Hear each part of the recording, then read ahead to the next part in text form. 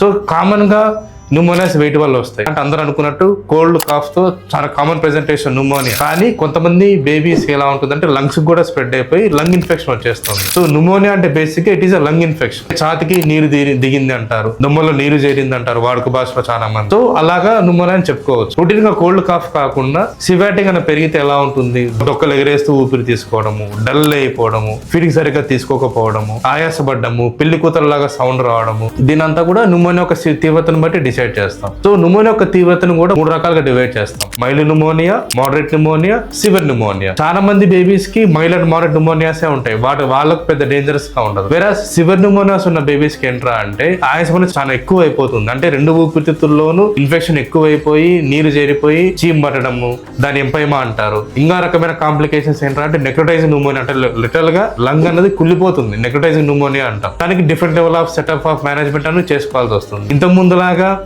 Pneumonia అనగానే భయపడిపోవాల్సిన అవసరం లేదు, ఎందుకంటే టెక్నాలజీ అనేది పెరిగింది. వాటి ద్వారా మనం న్యూమోనియాస్ ని సపోర్ట్ చేసుకుంటూ సరైన రీతిలో సరైన యాంటీబయాటిక్స్ ని సరైన కండిషన్ లో ఇచ్చుకుంటే గన చాలా మంది బేబీస్ మన న్యూమోనియా బారి నుంచి తప్పించవచ్చు.